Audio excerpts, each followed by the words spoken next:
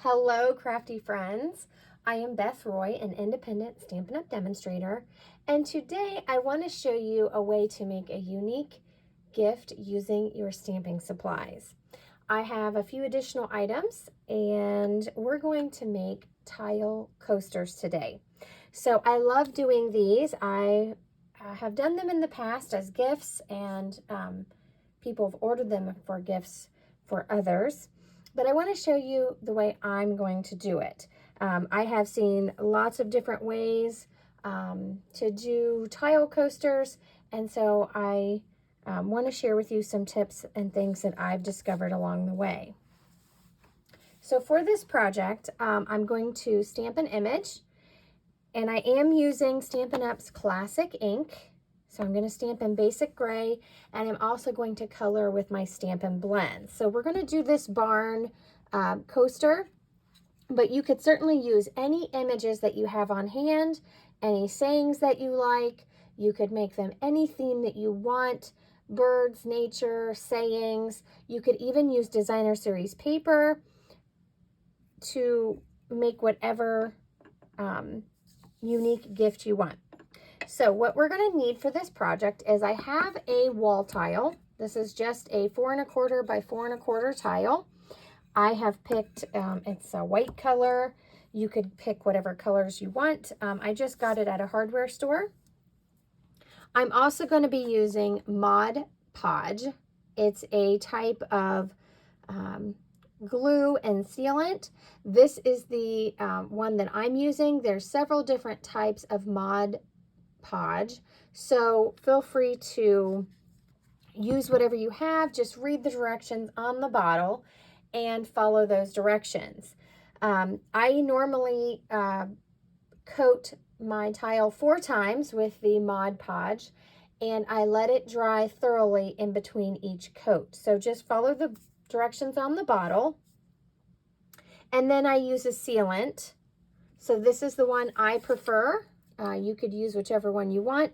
I just wanted something that works for oil, acrylic, and watercolor, because this is water-based. So that's why I chose that.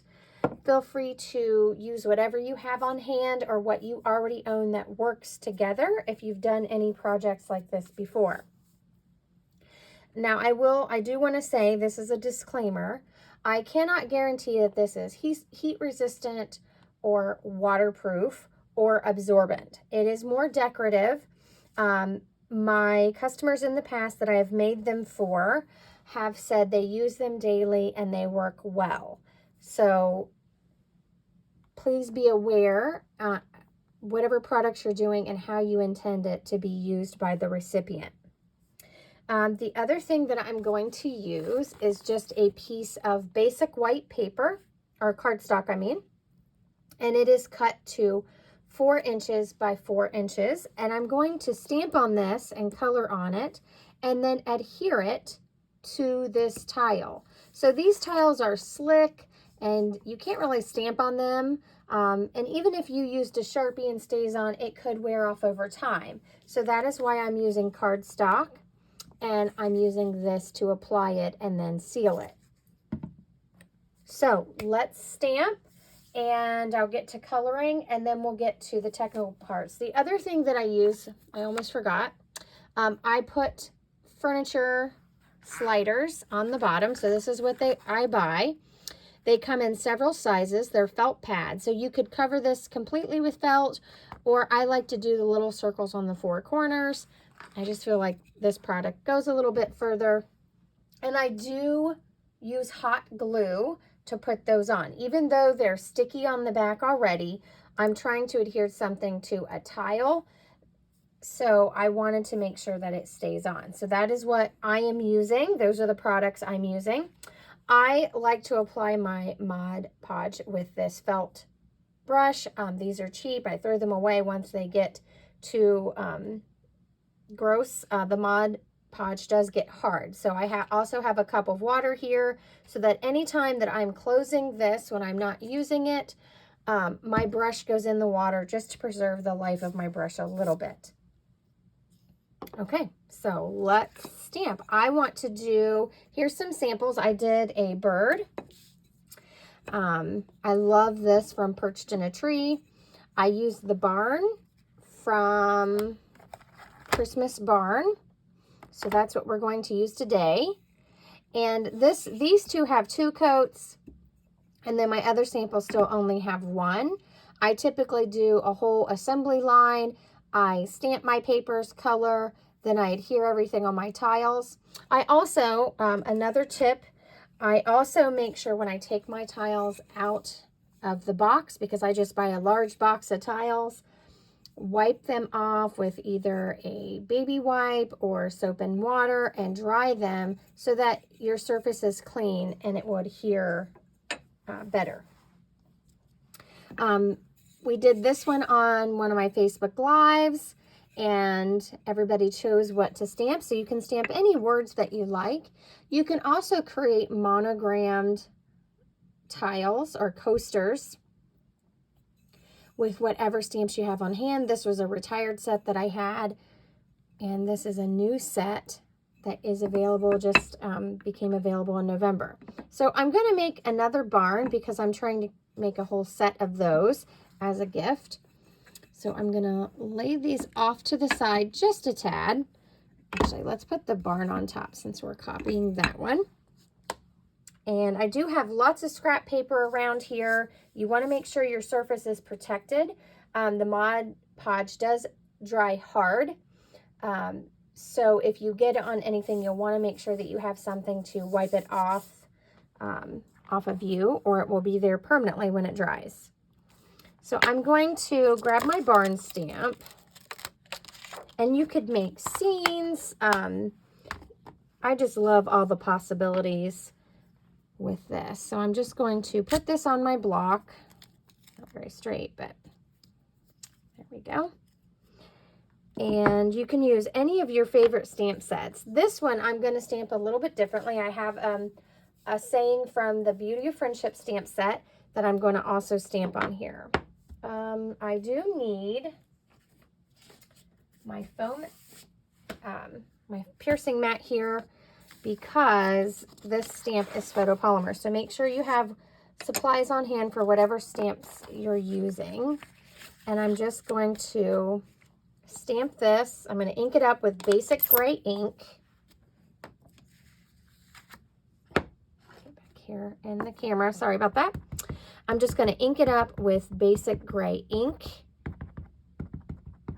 And you can use your Stamparatus if you like to stamp a couple times, or you want to make sure that you get a really good impression.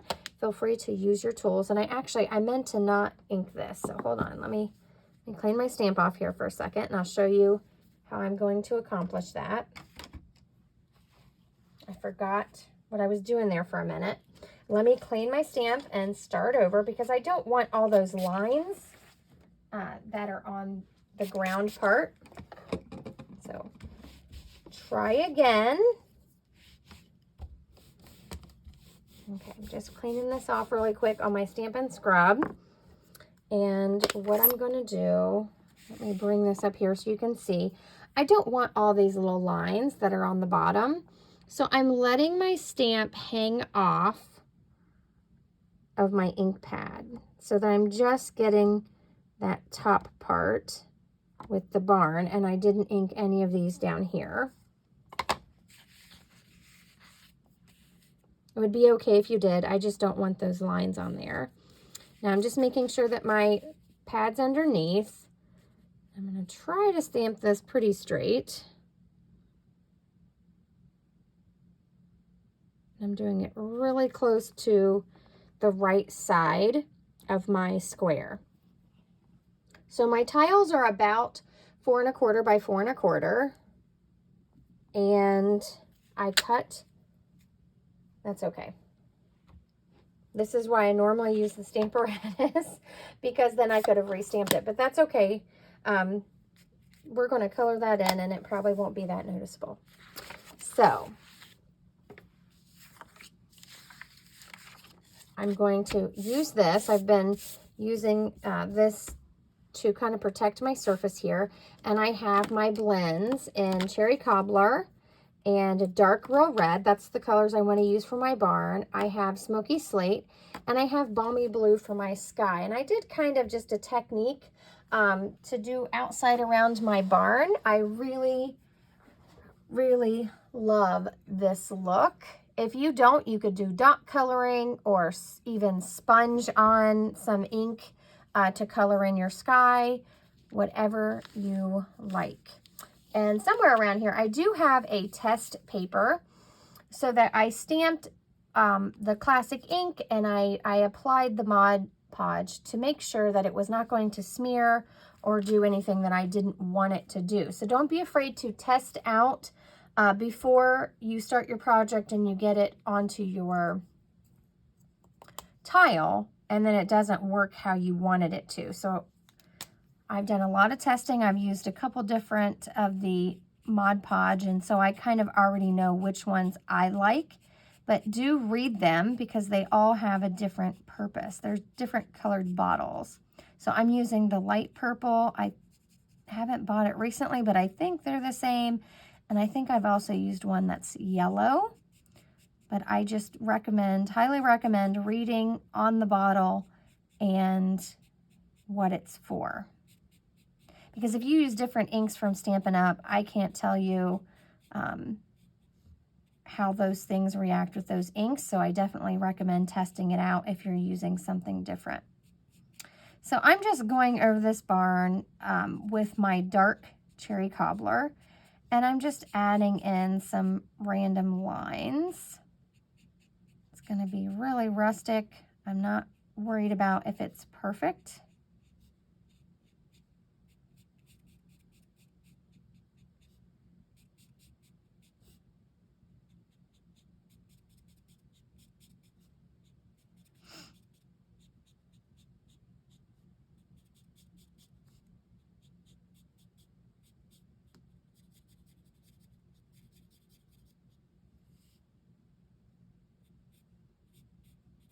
See, when we color this in, you can't even tell that that didn't really stamp all the way.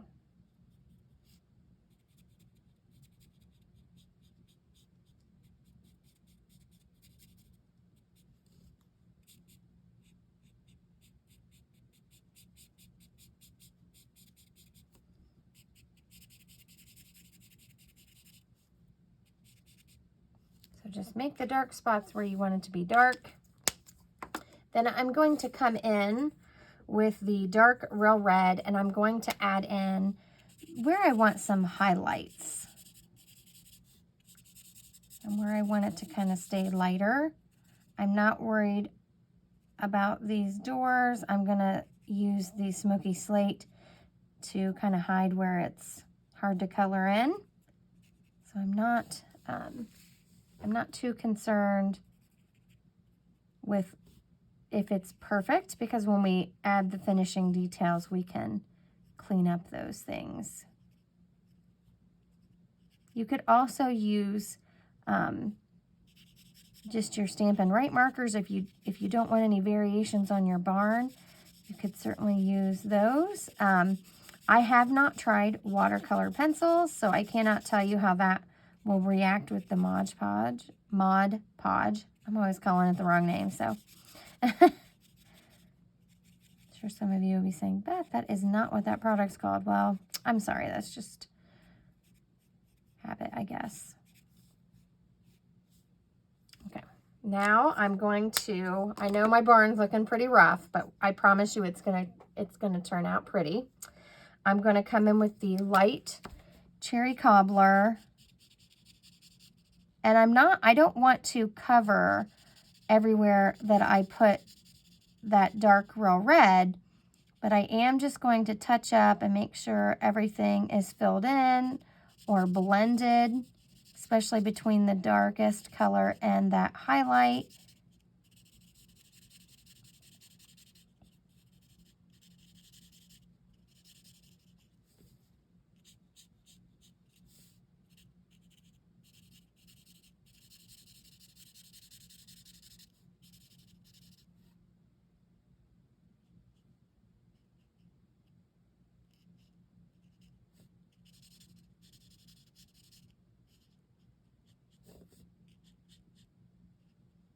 So when you're making these, you can take as much time as you need to color, or you could choose stamps that stamp solid.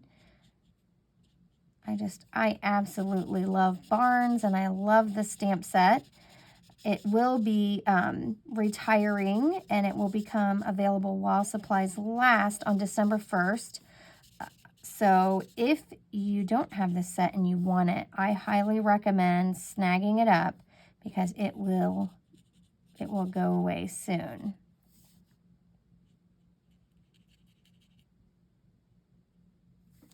Okay. So I know that's really messy, but now we're going to come in with the gray, and I'm going to try to fix everything.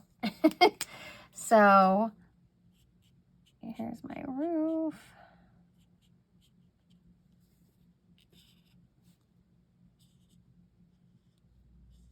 And you could just color it all red if you don't want any lighter spots there. You could just color everything in the same color.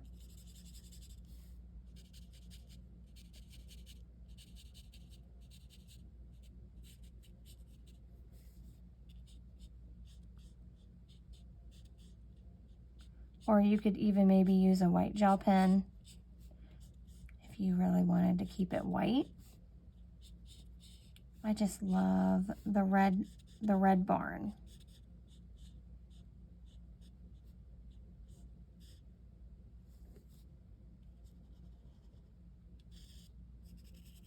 So this would be great if you wanted to stamp the barn and do all 4 seasons.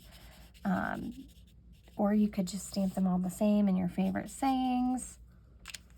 I just really, really love this set. I just realized something I forgot. So I'm coloring, this is the light smoky slate. I'm just going over this roof here. I'm gonna lighten just a little bit in there, and I'm gonna grab my color lifter, because I want to push some of this color out of my barn.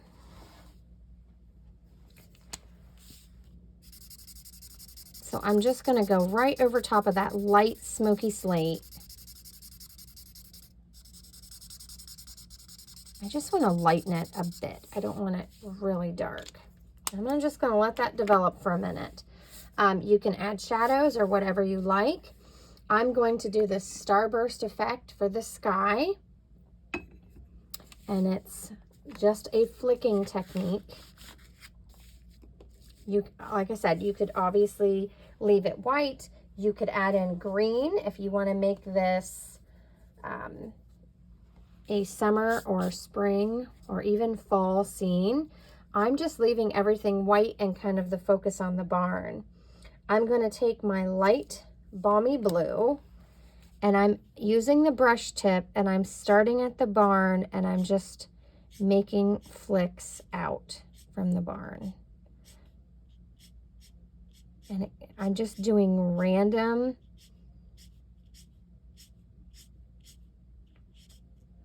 lines. So you can go along here, and it can be as far as you want, it can be close, whatever you prefer. And I do turn my project as I'm doing this.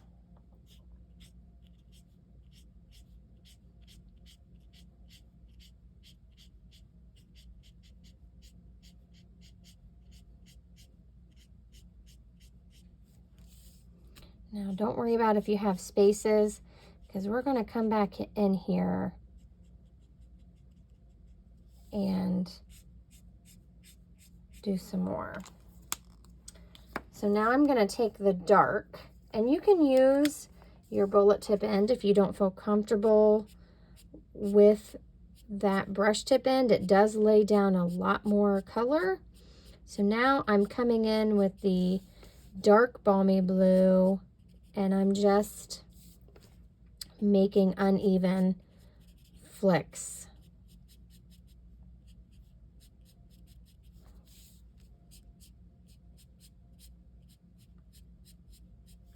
So you can either start from the top and flick down or start from the bottom and flick up, kind of whatever you're comfortable with. And yes, I'm getting into that gray, and it's okay. It's going to turn out just fine.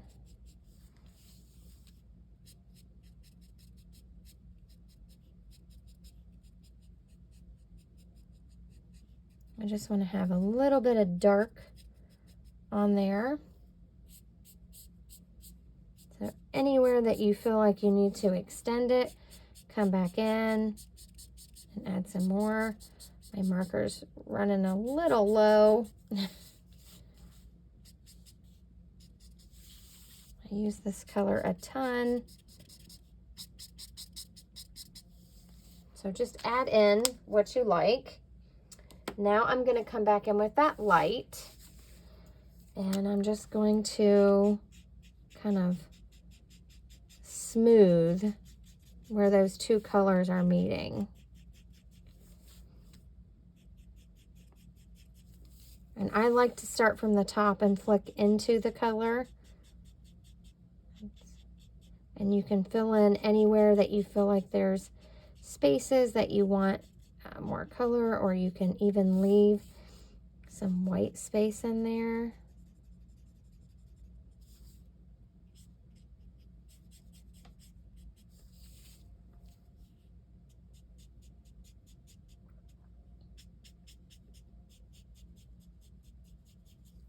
I just love that look. So you can do it like on this one I did it less, this one I did a little more, so it's really whatever your preference. Now to finish this off, I'm going to actually use my color lifter, and I'm going to do the same thing. I want to soften this edge, so I'm making lines like I'm flicking from the outside and pulling in so I can soften that sunburst, or whatever you want to call this. I think one of my other customers called it a sunburst. So you're just softening those rays a little bit. And I'm doing lines. I'm not going back and forth because I don't want it to bleach out everything. So you can even go down into here. I don't want it to push too much color through. And you can always keep adjusting this. So I like to add lines, and I'm using the bullet tip, and then I come back and adjust it. So this is a piece of art that you are making for your friends or family or whomever you're choosing to give this to.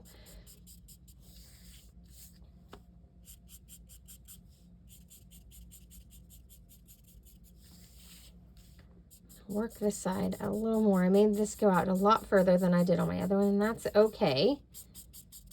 You can add some lines in. So we're just working that color and softening the edge a little bit. So that's what it looks like. And on the back, the more you work it, the more it's going to push through. So make sure you have something down to protect your surface. And this might be getting a little dried out. I use my color lifter a ton. So just go back and adjust if you want it lighter.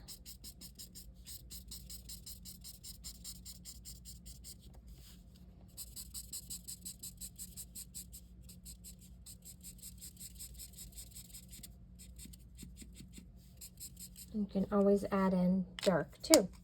So there we have our barn. Let me get these off to the side. Now I'm going to bring in my saying that I want on here.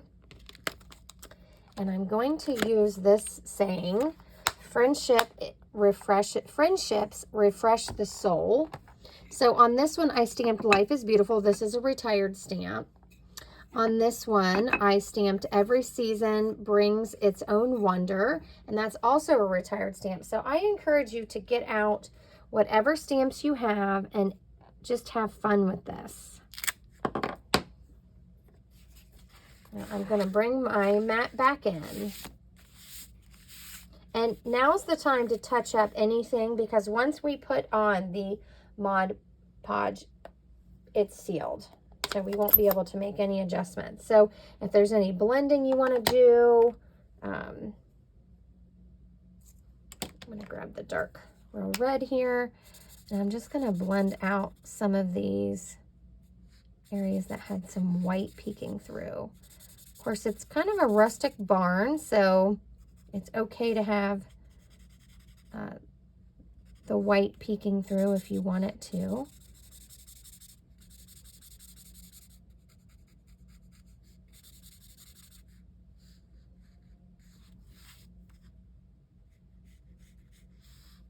So just adjust whatever you want to adjust.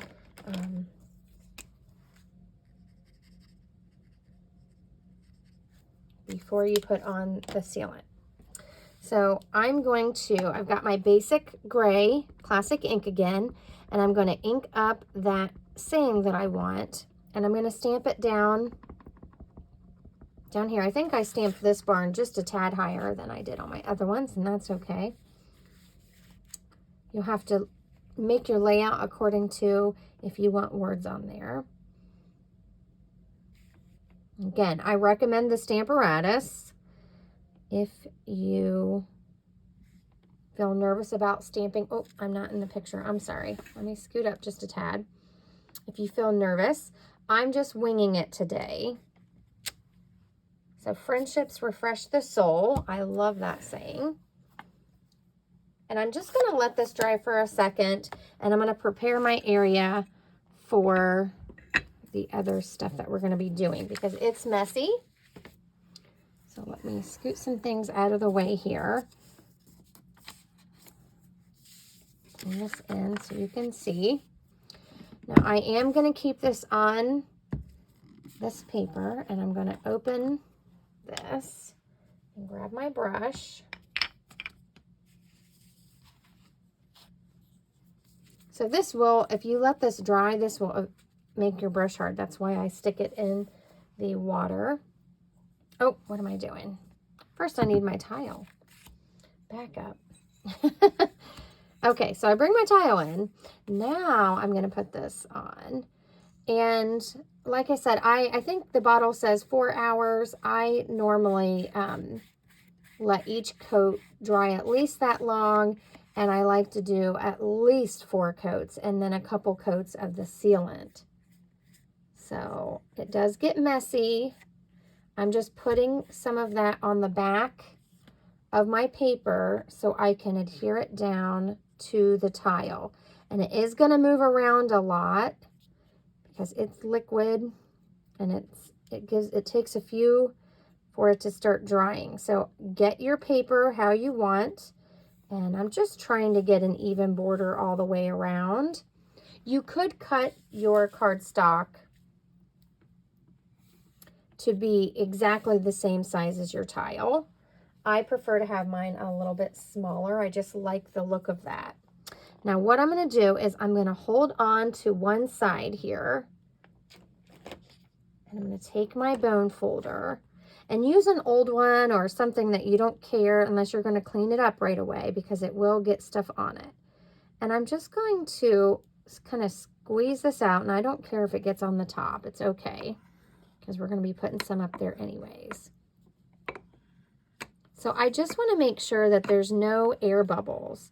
And I want to hold it so that it doesn't move, because it's liquid. So it's going to slide around until it starts to dry.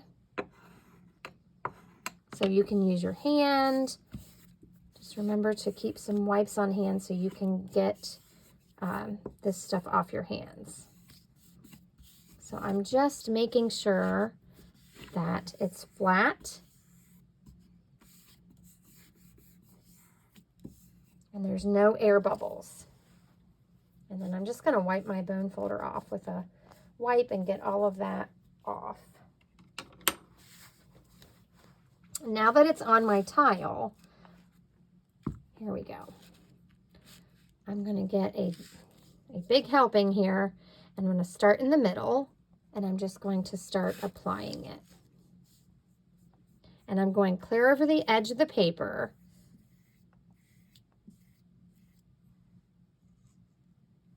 And it looks kind of opaque, but it will dry clear. So I'm putting a ton on there and I'm moving it around. I'm making sure I get all the way over the edge of my paper.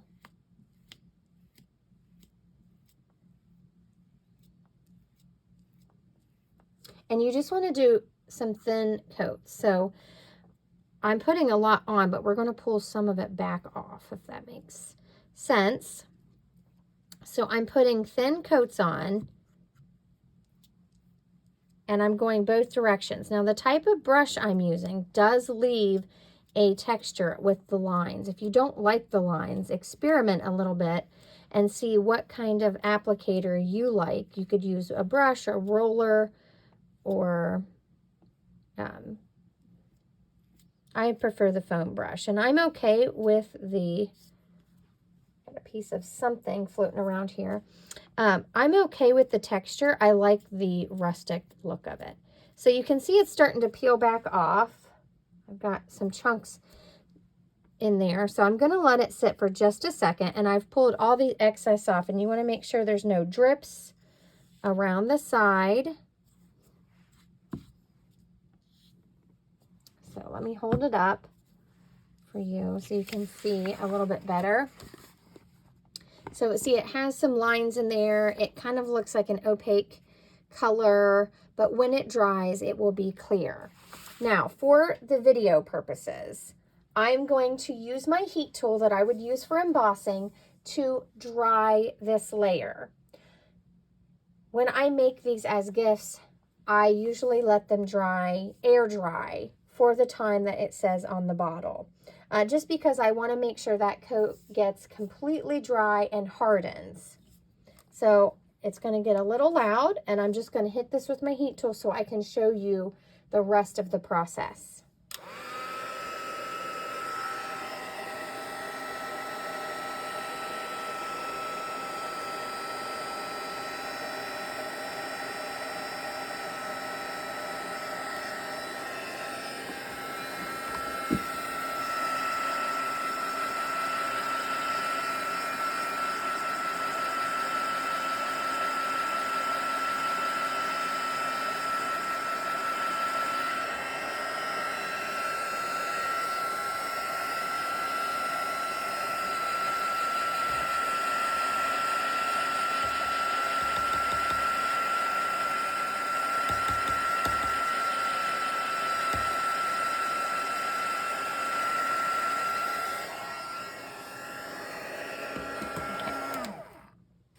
So it's dry, and you can see there's lines in there where I had lines from the Mod Podge. What I will do is, as you apply those layers, it will even out a little bit. This is one that I already finished, so you can kind of see how that texture is. I prefer that texture. So I would actually do all 4 of my coats, let them dry. So I usually take several days, and I like to let them dry for a long while in between. And then I like to do my sealant. I do use a box. I put the tiles in it, and I spray this outside. So make sure you're following the directions on whatever product you're using. I know mine says it has to be a vented area, so I prefer to do mine outside. So when I'm done, I grab some of these felt pads. Again, they're different sizes, so pick the size that you like. And I'm going to use my hot glue gun. So let me bring that in here. I already have it on and ready to go. Reaches over here, and I'm using a silicone mat. You can get this in my online store, just to make sure I'm not getting hot glue everywhere. And I'm going to take this, I'm going to turn it over. I would let it dry for a while before I do this last step, but for the video purpose, I want you to see start to finish. So these are sticky, but I want to make sure that it's not going to come off. So that's why I'm adding the hot glue. So I'm just going to add some hot glue here in the middle. And I'm going to put it right on that corner.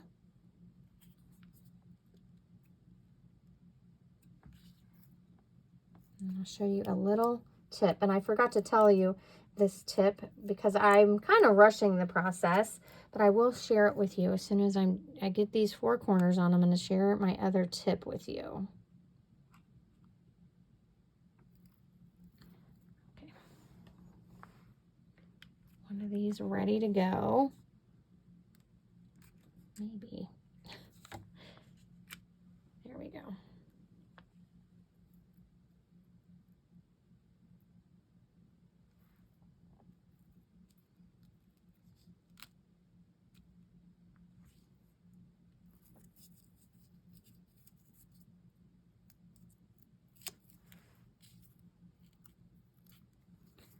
And peel this one off so you can get moving. So these are excellent gifts. I've given quite a few sets, and I just had someone say, we were talking about these, and they said I would be happy with a set of those. So they're very popular, and they can be decorative. They don't have to be used on your coffee table, but can be used anywhere in your home for decoration. And I just sit them down, and they're great on tables.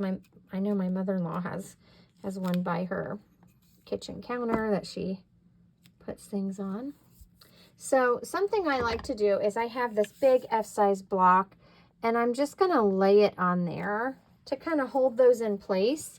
And I actually, when I adhere my cardstock to my tile initially, I will lay something on this to kind of hold it in place before I start putting those top layers on. You don't have to do that, but if you're doing steps and maybe you're doing one at a time, you want to make sure that there's no air bubbles and that it adheres all the way. So there we have our completed coaster. You could put your name on the back. You could put a little label on here and use your Mod Podge to seal it. I've got some loose hot glue there. So there you have it. You could make a set of 4 of these for gifts. You could put them in a little sturdy box and decorate it all up and make a unique gift for anyone that's on your list. So thank you for joining me today. If you have any questions about creating these coasters, please let me know. And if you haven't subscribed to my channel, please do so that you can see my future content and we can stay in contact. Also, please give my video a thumbs up if you enjoyed this and a different way to use your stamps. I'd love to hear from you and hear about what stamp sets you would use to make these coasters. Also, there'll be a link down in the description box to my blog post with more pictures and all the dimensions for this project, as well as a list of the products that I personally use for this project. Thank you so much for joining me. Have a wonderful day. See you soon.